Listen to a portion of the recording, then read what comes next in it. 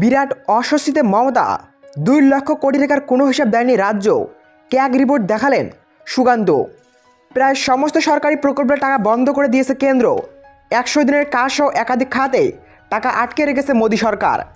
এমনই অভিযোগ বাংলার শাসক দলের। এবার এই ইস্যুতেই তৃণমূলকে বিত্তে পাল্টা আসরে নামল বিজেপি।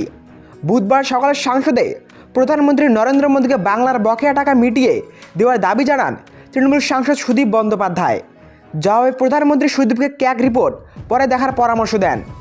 এরপর থেকেই সকলের মনে প্রশ্ন উঠতে থাকে যে কী রয়েছে ওই ক্যাগ রিপোর্টে।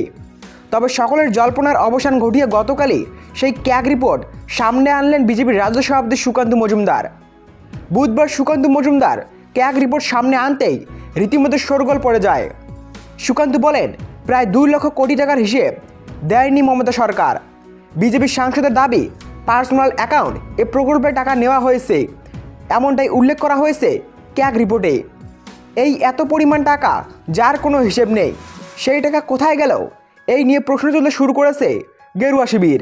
সুকান্ত উল্লেখ করেছেন, ক্যাগ রিপোর্টে দেখা গিয়েছে 1.95 লক্ষ কোটি টাকার কোনো ইউটিলাইজেশন সার্টিফিকেট জমা দেয়নি বাংলার সরকার। নিয়ম অনুযায়ী কোনো প্রকল্পের কাজ শেষ হলে তার ইউটিলাইজেশন সার্টিফিকেট জমা করতে হয়, তবে তা রাজ্য করেনি। প্রসঙ্গত, সেই 2022 সাল থেকে একের পর এক দুর্নীতিতে নাম জড়িয়েছে তৃণমূল। নিয়োগ দুর্নীতি, পুরো দুর্নীতি, দুর্নীতি আবাস যোজনা, রেশন দুর্নীতিতে জর্জরিত শাসক দল। তৃণমূলের একাধিক নেতা মন্ত্রী জেলবন্দি। এই আবহাওয়ায় শিক্ষা থেকে গ্রামান্বয়ন সব দপ্তরের দুর্নীতি হয়েছে বলে অভিযোগ তুলেছে সুকান্ত মজুমদার।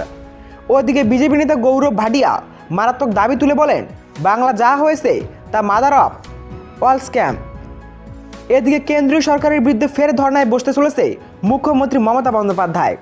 সম্প্রতি শিলিগুড়িতে দাঁড়িয়ে মমতা বলেন, 1 ফেব্রুয়ারির মধ্যে কেন্দ্রীয় সরকার যদি 100 দিনের কাজ সহ বিভিন্ন প্রকল্পের বকেয়া টাকা না মেটায়, তাহলে 2 ফেব্রুয়ারি থেকে ধর্নায় বসবো। আগামীকাল থেকে বিধানসভায় আম্বেদকর মূর্তির নিচে ধর্নায় বসবেন বলে জানিয়েছেন মুখ্যমন্ত্রী। তবে এটা ঠিক আগের মুহূর্তের মধ্যে সুকান্ত মজুমদার যে তথ্য প্রকাশ্যে আনলেন, তাতে আরও অস্বস্তি বাড়ল তৃণমূলের।